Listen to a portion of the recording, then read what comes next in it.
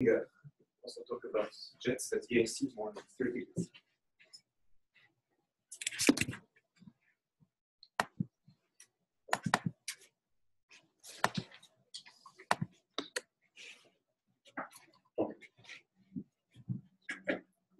Right, well, thanks a lot for the invitation to give this talk here. I will talk essentially about similar things that Brian talked about, but more from a theory perspective.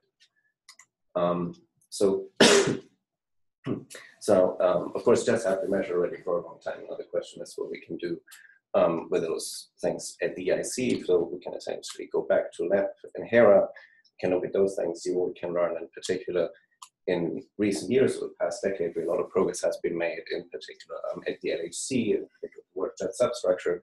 And the question is sort of what we can learn from these things and how much sort of carries over directly to an electron-ion flight, where of course the physics goes a little bit different. And the energies, as we've heard, are much lower, particle multiplicities are much lower. So the question is how much of that technology we can directly use at an EIC, and where we need to maybe improve things and maybe things break down at some point. Just a few examples, what was sort of the focus in the past years of the jet substructure community. One, of course, very important point is quark gluon tagging. Brian also mentioned that if you do that, of course, at the LHC, it's more oriented towards, say, searches, BSM physics and so on. One way to do that is to consider jet angularities that also Brian mentioned. So we'll look at that. Then we can essentially get these kind of distributions. By making a certain cut on these observables, you can essentially separate your jet population to two classes. The one should have, so to say, an enhanced quark, and the other one an enhanced gluon contribution. So that's something I think generally interesting, and that's what also in particular for the EIC. Then there are things like the jet charge, which is, well, it's not really a perturbative object, but it still gives a certain handle, not just into differentiating between quark and gluon jets, but also, as was shown here, gives a handle, say, the quark flavor separation. And there are a couple of pattern and jet distributions. An example up here, where we used these kind of observables to constrain fragmentation function. Also, that is something that I think can be done at the EIC. What is currently being studied a lot are really precision calculations for jet substructure. In particular, using grooming techniques at the LHC, people really expect that the precision of these calculations is going to be so good that you're really reaching n on a low plus next to next leading log in the future. So we can really use PP data at the LHC to extract things like alpha S. And if we have these things so well under control, if we go to the EIC where alpha S is larger, lower energies, that really provides a very important test for these perturbative calculations. Or on the other side, it also means that hopefully you can also use that to really precisely constrain non-perturbative quantities in QCD from the EIC. And another example that's got a lot of attention is, for example, that you can constrain the QCD splitting function using certain jet substructure techniques. So yeah, the question is how much of these things we can use at the EIC and what's going to be useful for the physics goals of the EIC. All right, so here's a list of recent work on jets specifically at the EIC.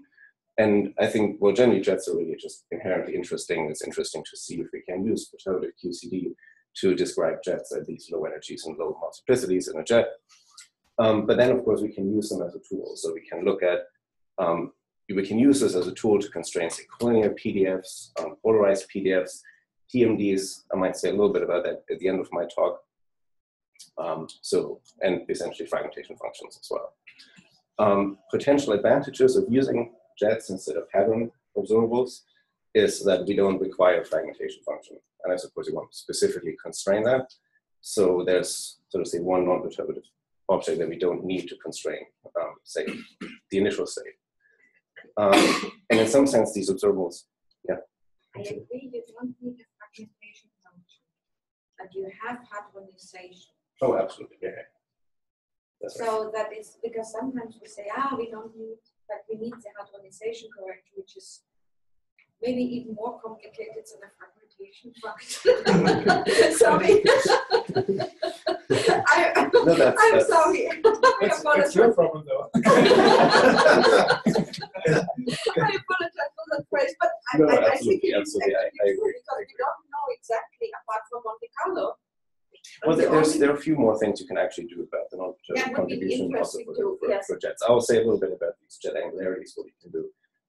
And I think there's some effort also to do that more for inclusive jets, to do that more systematically. Yeah. But I agree. That's. So I apologize for this phrase. So just to understand better, when you say factorization has an implementation in streams and such. No. What I mean is, so fragmentation function means, okay, what is the probability for a electron to go into a pi plus or something like this? Here, I have, of course, in my detector, I see particles. So I see pions, kaons, protons, and whatever, which I kind of see in my jet. Now, Werner and Felix calculate, of course, partons, and that there is some discrepancy between the two. Well, but there are quantities like thrust and such, right? That's true, that gives you, but still, you don't know how that gets smeared by, and then you have your radius and all these type of things. And how big your, for example, if you have soft jets, how the thrust gets reconstructed, if I have all my particles and all this type of thing. Okay, so you're saying there are situations where observables like thrust are not very. Oh, jet axis and other Right, things. essentially all the observables. One really has to check how large this contribution is. That's why I will essentially say we always have to compare, specifically in this environment, we're not so sure what's going on.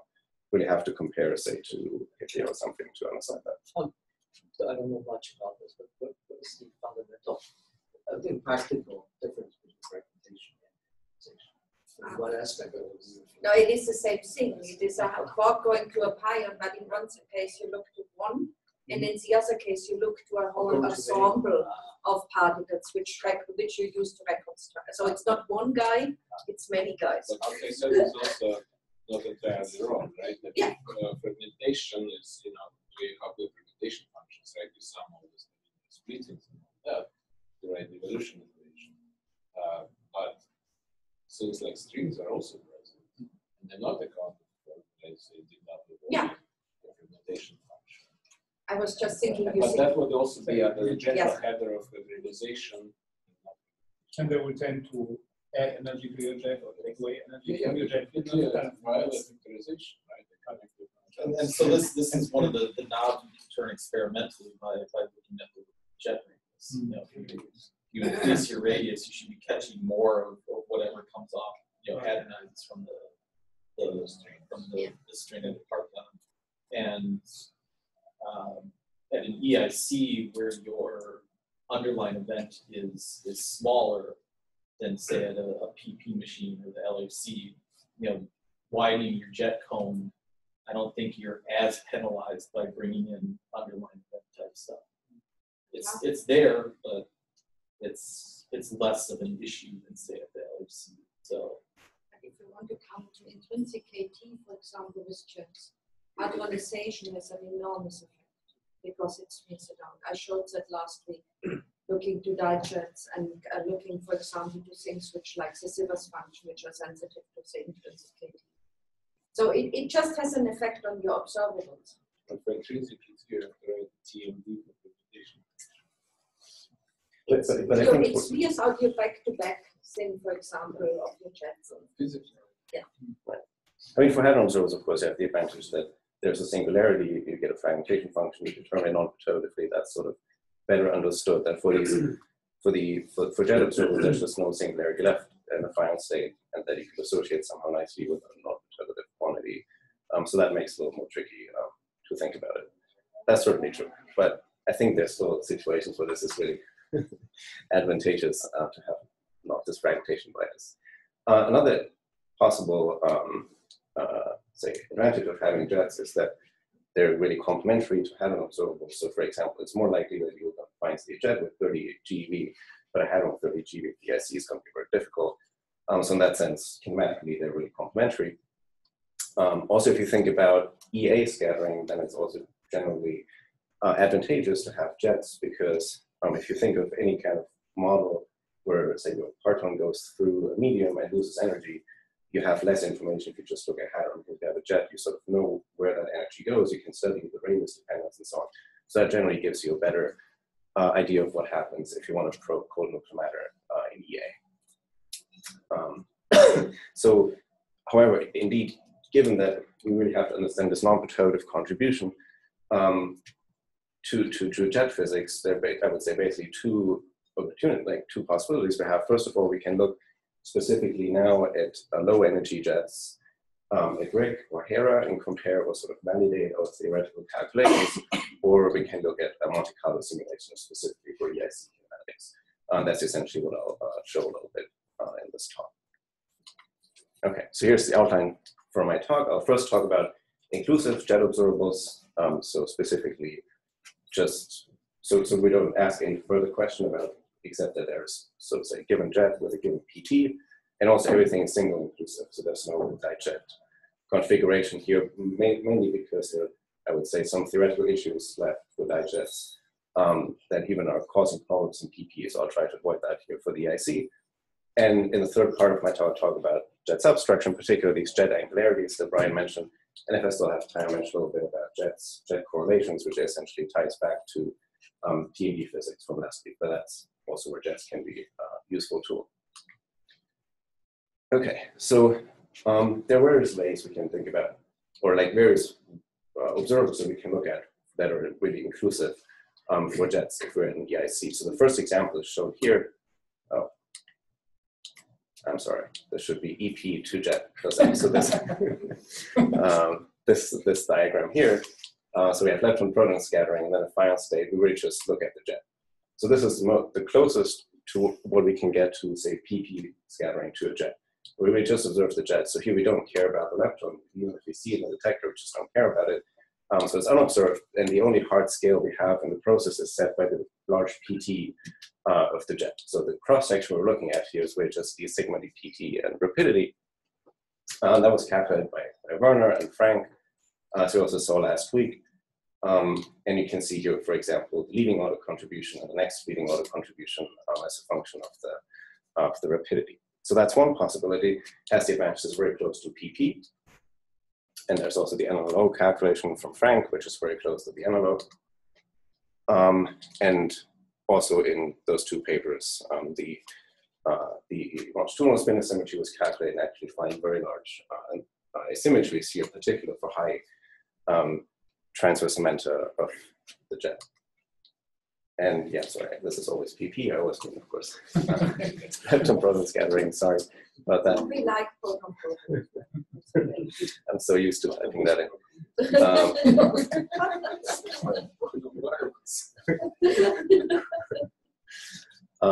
Right, so the other two opportunities are that we just observe the lepton. So that basically allows us to reconstruct the Q squared here. So instead of being unobserved, if we require it to be a large Q squared, we can have an additional hard scale. So if we're in this regime where there's a high PT jet and a large Q squared with this PIS regime, or we can require the Q squared to be very low. That means photon production.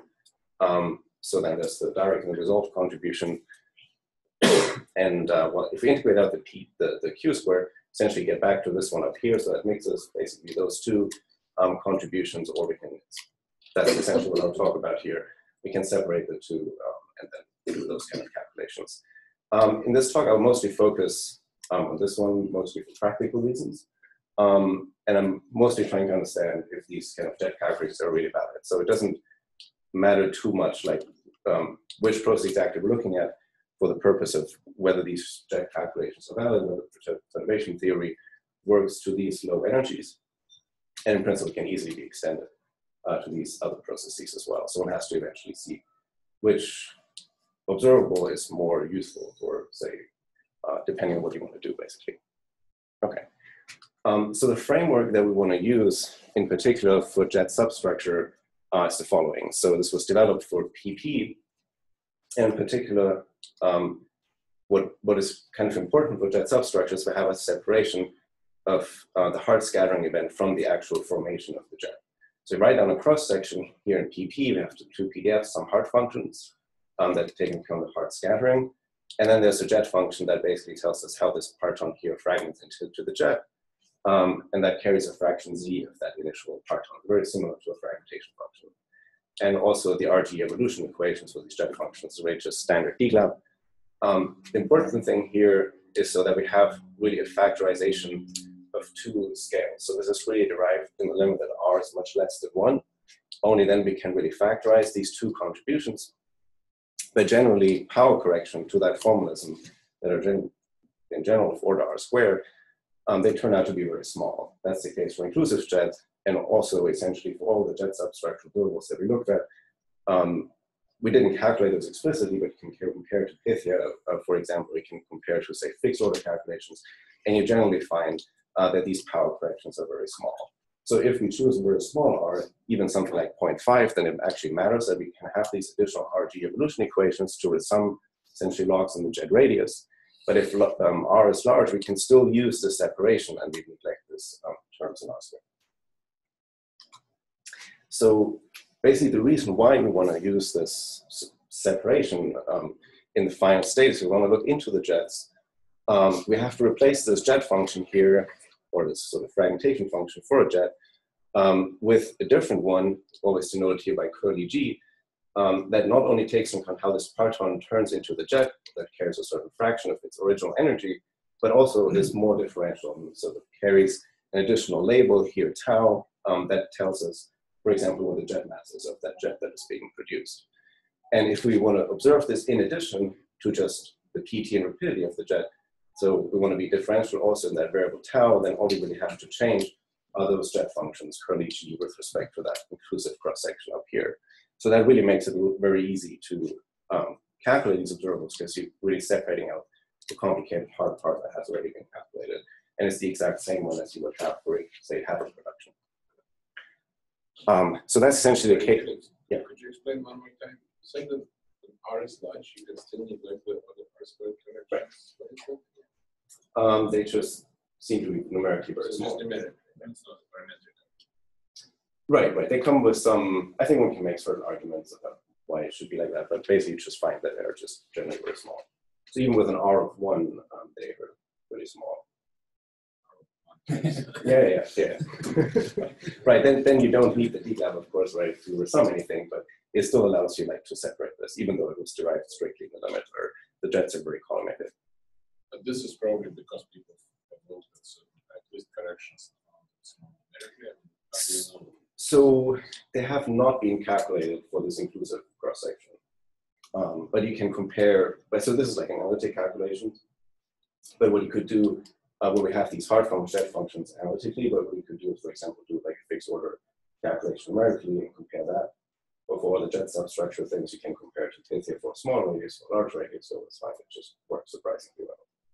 So in fact, for the fully inclusive jets in PP, this was, I think, already discovered in the 80s, right? I mean, people first with the little jets, they did basically both ways, in the right way, but also with full Monte Carlo integration code. It just turned out to be really small. Surprisingly small. So the Monte Carlo code has the same thing, just it doesn't care about small R exactly. So it just has a fit algorithm for given R can be as large as you like. That's the jet.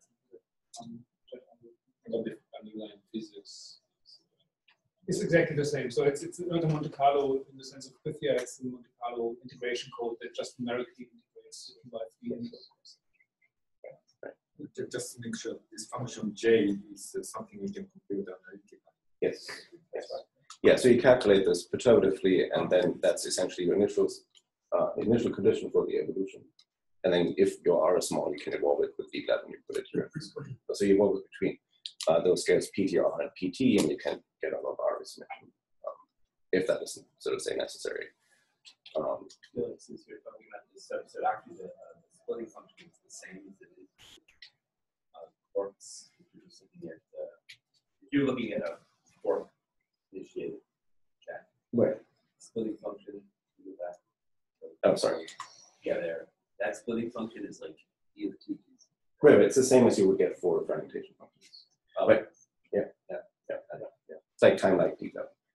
And it also has to, I mean, the hard functions are the same as for hadron, so also this essentially has to match just by consistency. And if there's a factorization, if factorization holds, then this has to be general like that. Yeah. Okay, so from a practical point of view, it's very advantageous to have these hard functions analytically. So we have this numerical phase space integration. So if we want to go to the EIC, we need essentially for these processes that I showed here, we need these hard functions. And as I mentioned, I would like to look in particular at photo production in this talk. So look at a cross section like this, differential in PT, rapidity of the jet Q squared, and some additional tau, which can be, for example, the jet angularity, the jet mass or something. Then we need, first of all, these hard functions. And well, they essentially know now for the three processes I showed before. The photo production case was calculated by Werner, both with unpolarized and polarized scattering. And for the DIS case, so that's low Q squared, that's high Q squared. There's a numerical calculation that was done a while ago, and also Ted Rogers and Nagul calculated this now analytically. So in principle, all the hard functions are known to really do jets and jet substructure calculations at the EIC. And we can sort of use this framework. And this is also, I would say, really important from essentially this perspective here that I'm trying to illustrate here. So what people did in the past very often in PP is that you look at, you basically do a resummation of some observables, say in the jet mass, and you weight it by leading order gluon fractions. But that generally doesn't work very well because you have these off-diagonal terms. So for example, if there's a quark coming here from the hard scattering, then the quark can be outside of the jet, and the gluon actually makes the jet. And in particular, this process is very important. That generally leads to a more gluon-like jet population.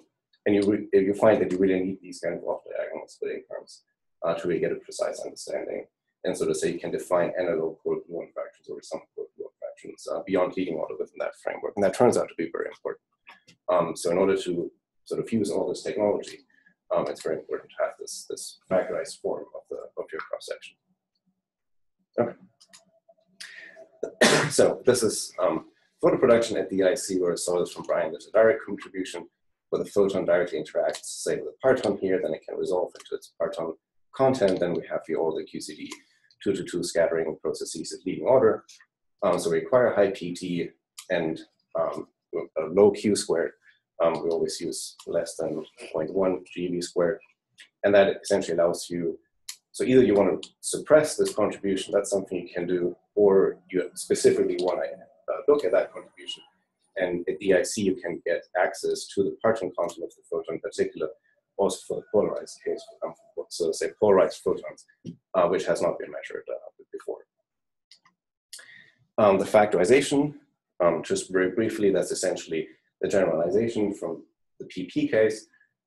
We have, again, these hard functions that we get from this paper. Then we have the exact same jet functions as before that we had in PP, whether we look at the inclusive spectrum, so differential just in these three variables, or some kind of jet substructure observable, like the jet mass, and we're going to be differential in the jet mass here. And then in initial state, we have one proton PDF, and then either, so we have the splitting process here with a photon, which is given by some Weizsäcker-Williams spectrum. And then if we have the resolve case, there will be an additional convolution with the photon PDF. So that's essentially the framework we'll be using. So if we do the calculation, oh God, I'm sorry, this is again, PP. All right, so this is standard EIC setup with the highest center mass energy that we're expecting to have, a large radius of 0.8, and we require here jets to be above 10. I mean, so we heard from Brian's talk before, 10 is sort of already problematic, but basically wanted to see if we choose a relatively large PT, what's the agreement with Pythia, and then we can try to lower PT and see if things kind of go wrong or if it's still agreed. So I don't have 5 GeV results just yet, but I think from what I saw, this also looks pretty good, but there were some issues still with the code. But if you now compare this to Pythia, I think you can see this very well. This is separated in red is the resolved contribution using this GRS photon PDF set, and then the direct contribution is in blue. And you can see that this really nicely agrees with the data. Sorry, not the data, with the Pythia results. There are basically two things I would like to point out. First of all, the theory uncertainty is really relatively large. The reason for that is that we really separate those two scales here, PT and PTR, and we vary those independently. So that generally gives you a large theory uncertainty, but basically from what we learned from PP, that's really the uncertainty in the calculation. would try to treat those together and just vary them together up and down, that does not really give you a faithful estimate of missing high order corrections. So that basically leads to these large uncertainties. Here, the other reason we chose essentially point 8 is that the relevant scale, so the lowest scale that we have in the process is set by the jet scale. So we have PT times R, so at some point when we calculate these cross sections, alpha S will be evaluated here at the lowest jet scale. So if we choose a large radius, that means we're still quite far away from the non-perturbative region.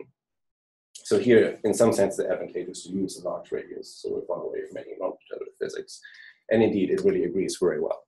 Also, I would like to point out that the Pythia simulation is really at the hadron level, or the particle level. So that includes everything like hadronization, any underlying event contribution, initial state radiation, or whatever there is, and it really agrees very well. So it seems, as long as we have this kind of purely collinear factorization, so where we really just have Hart function and a collinear jet function, these kind of jet observables can really be nicely extended to the EIC, and we'll have to see essentially how far we can push it in PT. Okay. So everything, I would say, generally seems to work quite well for these kind of inclusive observables. Right, I'm thinking I'm a little bit out of time, so let me skip maybe. And then let me skip this. All right, so let's look at a particular example of jet substructure observables. A really simple one that has been studied a lot at PP colliders is really just the jet mass. So the definition is shown here. You just take all the particles that you find in the jet, you take the form and you add them up and square that. And that's going to be your jet mass. It has been measured, for example, here at Atlas.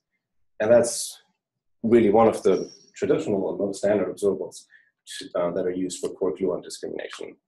However, as it turns out, it really has a large non-perturbative contribution. So there's multi-partner interactions, or underlying event, there's hadronization, there can be pileup in PP and so on. So basically you have a lot of soft radiation in your event at the LHC, and that can end up in your jet, and that artificially enhances your jet mass.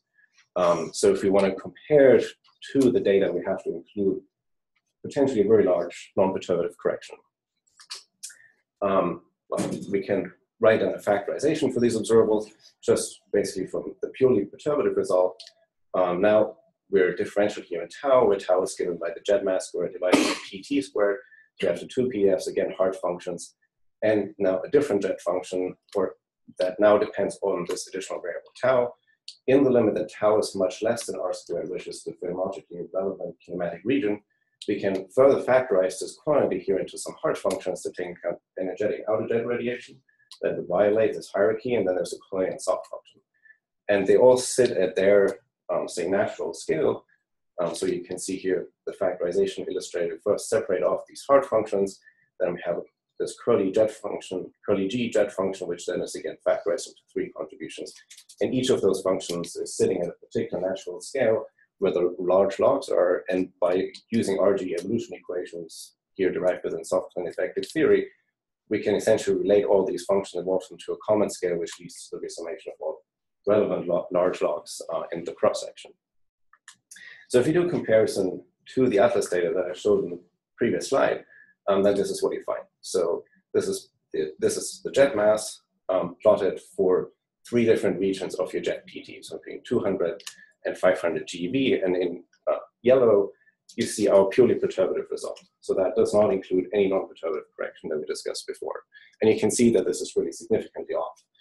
Actually here, for example, so like a typical mass, where the peak of distribution is here, say, around 20 GeV, whereas what you see at the LHC, and that's really early LHC data, at 7 TeV, you find that the jet mass spectrum, where the peak is really at, say, 60 GeV. So basically what you find is that you're really measuring here largely non-perturbative quantity, and you really have to shift your peak here by a factor of 3 to actually match the data. So in that sense, this is really a problem at the LHC. That's why essentially you want to use grooming to get rid of all the soft radiation in your jet, that you can make more direct one-to-one comparison between theory and data. There is a way, though, however, to include such a non-perturbative shift, basically. One way to do this is to use Pythia, as we heard before, Or what you can do, that's basically something that was developed in this paper, you can use a non-perturbative shape function, which is essentially what you have to do is you convolve your perturbative spectrum with that shape function, and that can take into account this non-perturbative contribution. One can define these sort of, I don't know, operator leveling, QCD, and so on and so forth. I don't want to go into the details, but let me just show you that in general, this really works. We can shift our purely perturbative result to actually get this really describe the data well, but it really means at the LHC, this is a largely non-perturbative quantity. So the question would be now, if we go to the EIC and we try the same things, what's going to happen? What's the non-perturbative contribution if we look at the EIC? Felix, have those shape functions any known connection to those used in Rust, for example? Yes. They would have, right, but you can like so it's a single parameter function that reaches dependence cap and omega. Okay. That's essentially its first moment, and you can define that in terms of like some operators related to the energy flow, things like that, right? Yeah, and you can use those like for thrust, or they're all like similar, have similar definitions. Yeah. Okay. So before I go into the EIC, let me also introduce these jet angularities again that Brian mentioned. They're actually very closely related to the jet mass and essentially just a more general observable or family of observables. So basically what they are, is again the definition here, it's normalized to the observed PT of the jet, and then you sum over all the, now this is not the formal momentum or the transverse momentum, of all the particles in your jet, and you weight them by their distance to the jet axis. And if you, then there's this continuous parameter here, A, that essentially takes, it's like spans a whole family of observables. And for particular values, it reduces to classic jet substructure observables. So for example, here A equals 0, that corresponds to the jet mass that before I just defined as summing of all form momenta. Or if we can choose A equals 1, that corresponds to jet broadening.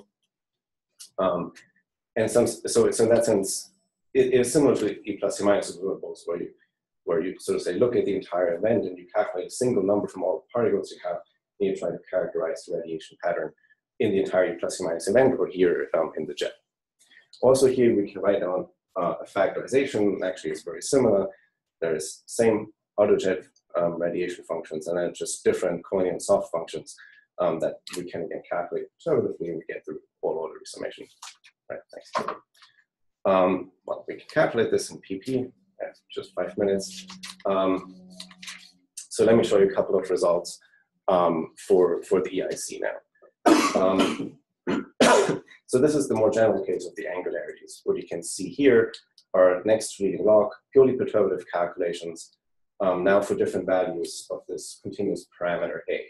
So we have here A of 0.4, 0, minus 1/2, all the way down to -2. Actually, you can see you just shouldn't choose something like 2. Then this quantity vanishes, and then it's not coherently safe anymore. But as long as you choose anything below that, that's fine. Yeah. So as you can see here, these are the distributions. They look somewhat similar to the ones in PP. This is plotted on a log scale, so it's a little difficult to see maybe. And again, we're choosing typical EIC kinematics, and we're going to ourselves to PT larger than say 10 GeV. And generally, this is now not. This is really just a purely perturbed result, both the yellow and the red, but just for 2 different values of the jet radius that we also discussed in Brian's talks at 0.4 and 0.8. They have a larger radius. In general, we can get larger. For example, think about jet mass. If we have a larger jet, we can, in principle, generate a larger jet mass this way.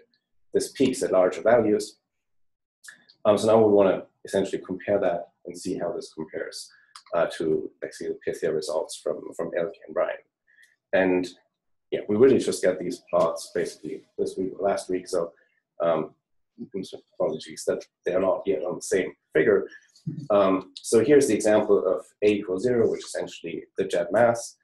And you can see that this sort of peaks, this is a purely perturbed result, peaks around -1. And if you look here, so this is 0.8, this is the 0.8 figure from the Monte Carlo. You can see that also here the peak is around essentially something like -1. So this seems to agree actually surprisingly well.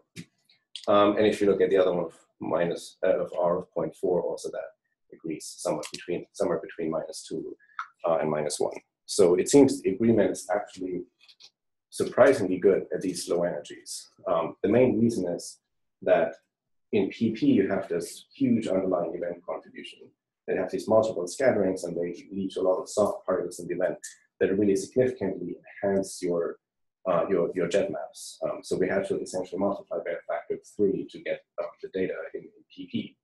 But here at the LHC, at the EIC, it's a much cleaner environment, and the main non-perturbative contribution is really coming from hadronization, and that's why this agrees so well, I would say.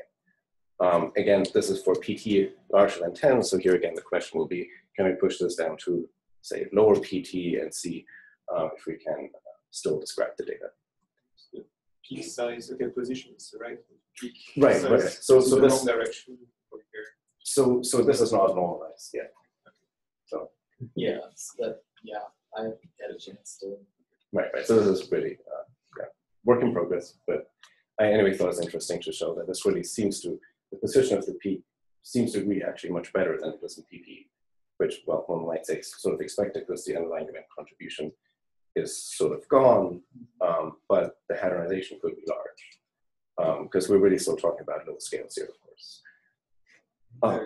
Is there any evidence, like in lighters, you see a better agreement For smaller R. So I'm imagining that if your jet sizes, if your R is much smaller, then you have less contamination. Right, but there are basically two effects, right? Like the hadronization will be more important in small R. I mean, you can sort of see from the factorization, right? In the limit that R really goes to 0, you have a hadron just in the jet, which also then makes sense because you're replacing the jet function with a fragmentation function. So in the limit that R goes to 0, you have large hadronization correction. If you choose a large radius, you have a large underlying event contribution. So that's why you somewhat want to choose usually something in the middle to sort of minimize both. Right. But here, yeah, we don't really have to worry about the underlying event. But in PP, that's typically why you choose something sort of in the middle. Right. Okay. One last point I wanted to make is essentially power corrections, because that was a point that was raised by other people, that that's really something to worry about. So basically, when we do these calculations, we don't really care about power correction, which is suppressed by some large scale, and we don't really have those under control. That's essentially the reason why I wanted to introduce the jet mass and this angularity. Basically, if we sum up all the form momenta in the jet and square it, that's the jet mass, and one can show that that's equivalent up to power corrections to this angularity tau naught. So here we choose this quantity A to be 0, and then one can show that these two quantities should be equivalent up to power correction. So that's why we looked here in the slower plots. Basically, in Pythia, if we calculate this observable here using the first definition or the second definition. So if these power corrections are small, they should better agree. And that's what you can see here. So this is for a smaller radius, for a larger radius. And this is for 3 different values of A. So let's take an example here. So if those two agree, then this should be peak here. It should be a very narrow peak at 1. And you can see that that is the case. There's a dependence on A. So if we choose A to be -2, then the agreement is worse. If you choose a rather large A, it gets better. That basically has to do that we're more sensitive to soft physics here for A equals -2. And interestingly, we found that if we look at a larger radius, here 0.8, then actually the agreement gets worse.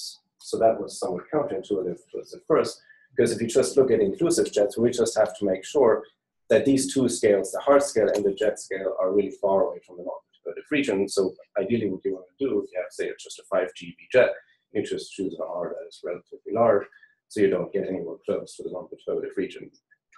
But here, if we're looking at these kind of observables, we have these additional functions.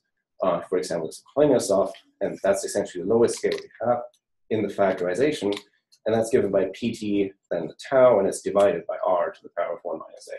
So the first scale that's going to run, so for a particular value of tau, this is going to be the first scale that runs into a non-perturbative regime. And you can see here that instead of being proportional to 1 over R.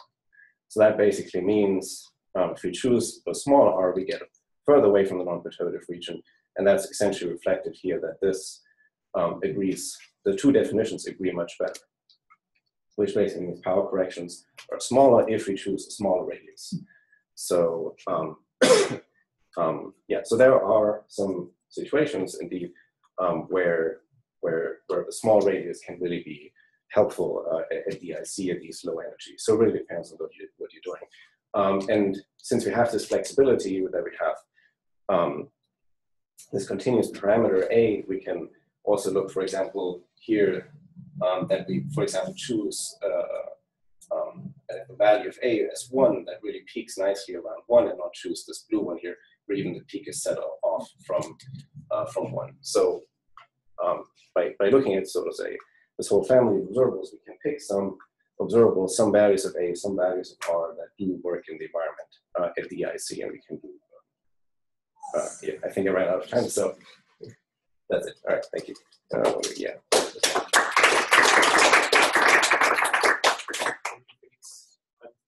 Questions.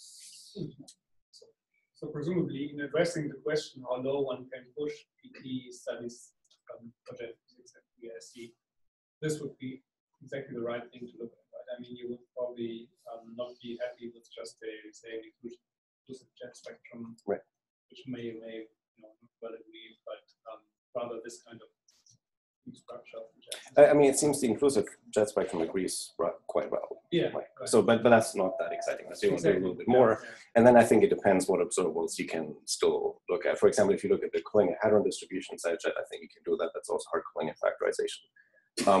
But these observables that have a soft scale in them, right, that is much lower than, say, the PT, then one really has to see like what works and what doesn't. And I think these kind of studies can tell us like what's a good thing to look at.